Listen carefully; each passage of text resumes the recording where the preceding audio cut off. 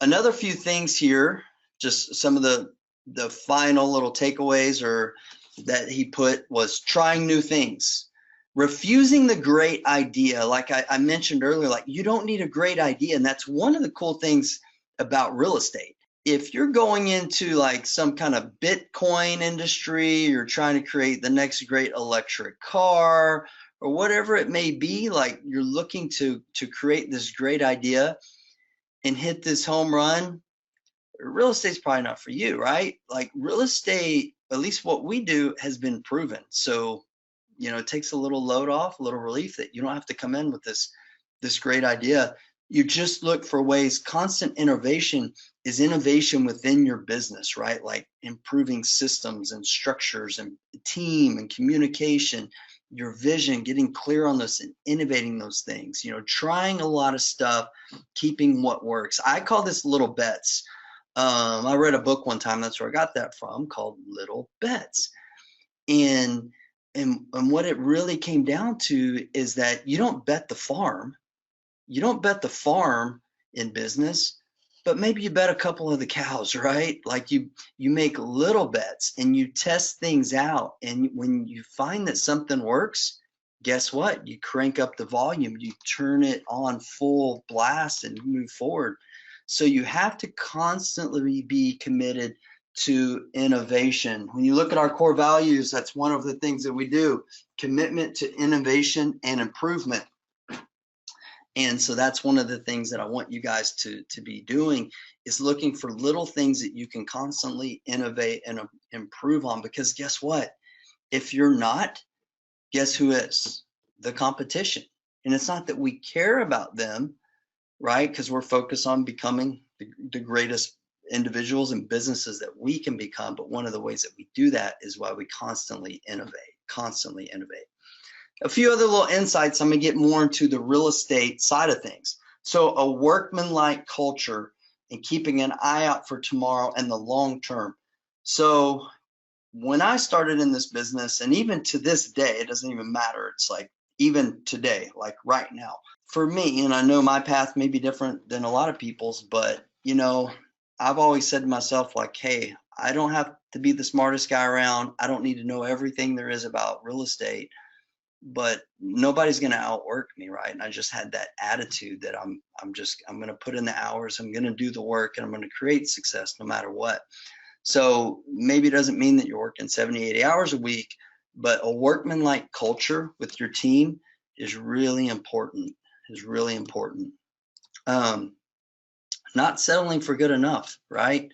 And this sometimes, being successful is a blessing and a curse sometimes. I've been guilty of this. And what I mean by that is we'll do a deal, successful deal. We're looking at the HUD statement. And I remember like one time Chris was like, we made like 50K on a flip deal.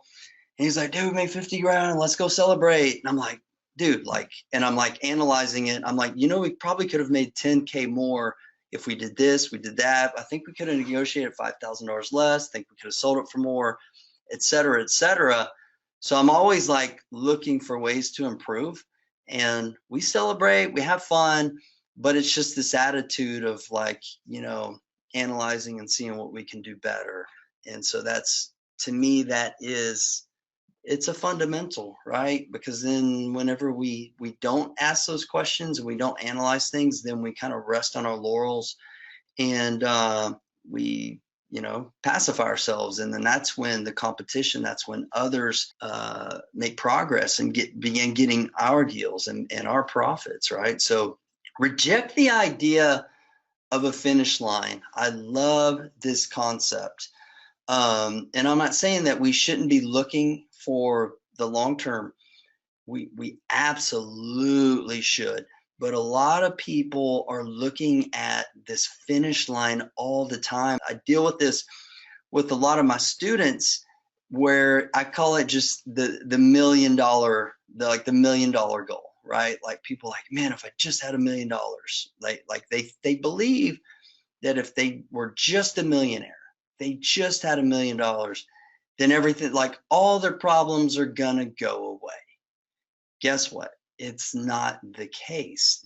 They're building they're building a business built on a fallacy, right? They're building a business built on a fallacy. So I'm going to encourage you guys in this presentation that not to view your business with a finish line, like, oh, when I'm, 55, 60, 65, 70, whatever age that you have in mind to retire, like if I could just retire and I have $1 million or $5 or $10 million in the bank, whatever your goal is of this finish line, but really begin looking at building a business where it's something that you absolutely love and that you enjoy and that gives back to your community, then who cares about a finish line? You're building something that's built to last, something that's sustainable, something that maybe you can hand over to your kids, right? And so you're building something that's much, much bigger, even much, much bigger than you. So get this idea of a finish line that it's all going to be sunshine and rainbows and unicorns and whatever at this destination point. View your business like your life, like a continuous journey, but you get to create that journey of how awesome it is or how bad it sucks, one of the two. So I choose to create an awesome experience through this time. So I want you to do the same. Translate their core ideologies in the everyday workings of the organization, like having core values, having a mission statement, something to take you through the everyday grind, if you will, but making it more enjoyable with a bigger purpose. And kind of what we already talked about a little bit more, but just striving for self-improvement and investing in new technologies and management methods. I'm going to talk about that in just a little bit with the real estate side of things.